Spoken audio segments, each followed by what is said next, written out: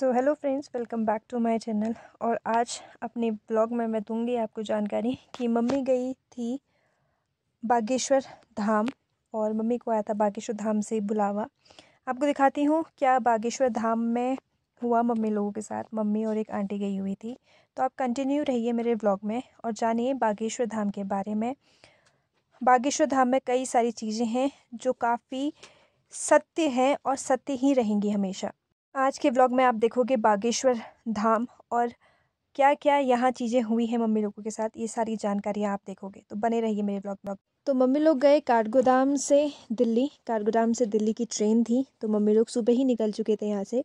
और उसके बाद दिल्ली से निज़ामुद्दीन स्टेशन पहुँचे, जिसके बाद निज़ामुद्दीन स्टेशन से छतरपुर मध्य प्रदेश के लिए फिर से ट्रेन थी। तो बहुत ही लंबा सफ़र था और ट्रेन से ही सफ़र था सारा। और उसके बाद जब छतरपुर पहुँचे तो वहाँ गड़ा गांव में बागेश्वर धाम यानी कि पूजनीय महाराज जी धीरेन्द्र शास्त्री जी का दरबार लगा था। तो मम्मी को आया था बुलावा और काफ़ी समय से मम्मी चलने के लिए कह रही थी और बहुत ज़्यादा भीड़ लगी थी यहाँ। मतलब बाबा जी के दर्शन करने के लिए लाखों की संख्या या करोड़ों की संख्या में लोग यहाँ पहुँचे थे उनके दर्शन करने के लिए। तो मम्मी का बहुत लंबा सफ़र रहा।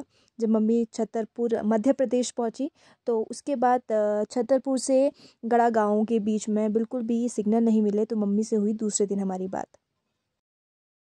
तो मम्मी लोग पहुँचे सीधे जब बागेश्वर धाम, तो मम्मी लोगों ने सबसे पहले धीरेन्द्र कृष्ण शास्त्री महाराज जी की पूजनीय माता जी के घर पर पहुँचे और गुरु माँ का आशीर्वाद लिया। बता दें कि यहाँ पे भी कई सारे लोग मौजूद थे गुरु माँ के दर्शन करने के लिए। और बागेश्वर सरकार यानी कि धीरेन्द्र कृष्ण शास्त्री महाराज जब भी आते हैं तो सबसे पहले अपनी माता जी से मिलने के लिए यहाँ आते हैं। और बता दें कि गुरु माँ सिर्फ सुबह के वक्त में सभी लोगों को दर्शन देती हैं।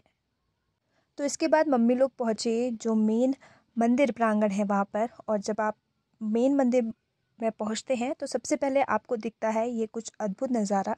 ये नज़ारा एक ऐसा है कि ये है नारियल, लाल कपड़े में, काले कपड़े में और पीले कपड़े में। ये आपकी परेशानियों के नारियल होते हैं। आपकी मन्नत जो होती है, आपकी मनोकामना जो होती है, या आपको कोई भी समस्या है उसको लेकर इस तरीके से नारियल बांधे जाते हैं। ये नारियल आपको जब आप मंदिर परिसर के अंदर पहुंचते हैं तो वहां से शुरू होते हैं और करोड़ों की संख्या में ये नारियल बंधे होते हैं। ये नारियल आपके अलग अलग परेशानियों के लिए होते हैं। काले कपड़े में नारियल होता है, लाल कपड़े में नारियल होता है और पीले कपड़े में नारियल होता है। तो आप देख सकते हो कि पूरे मंदिर परिसर में नारियल हैं। तो ये है मुख्य मंदिर जहाँ पर सबसे पहले दर्शन किए जाते हैं। तो मम्मी लोग गुरु माँ के दर्शन करने के बाद पहुँचे मुख्य मंदिर में। और ये देख सकते हो कि जो मुख्य मंदिर है वहाँ पर कितनी भीड़ लगी है। करोड़ों की संख्या में लोग यहाँ पर दर्शन करने के लिए पहुँचते हैं। तो सबसे पहले जाते हैं मंदिर पर। तो मम्मी लोग पहुँचे मंदिर और काफ़ी धूप लगी हुई थी और बहुत लंबी लाइन लगी हुई थी मंदिर में। तो घंटों घंटों तक इंतज़ार करना पड़ रहा था मंदिर में भी जाने के लिए। तो मम्मी और मम्मी के साथ गई हुई आंटी लगातार यहाँ से सिर्फ 2 जने अकेले गए हुए थे। उनको बुलावा आया था, काफ़ी समय से मम्मी कहती चलो चलो चलो, लेकिन नहीं हो पाता। और अचानक से मम्मी और हल्द्वानी की एक आंटी है वो गए और दोनों अकेले नैनीताल से हल्द्वानी, हल्द्वानी से काठगोदाम, काठगोदाम से मध्य प्रदेश और अन्य जगहों पर जहाँ भी जाना था अकेले गए। तो इसके बाद करें मम्मी लोगों ने दर्शन और देखते हैं आगे क्या क्या हुआ। मम्मी को थोड़ी वीडियो बनाने में हुई परेशानी, लेकिन दर्शन मम्मी के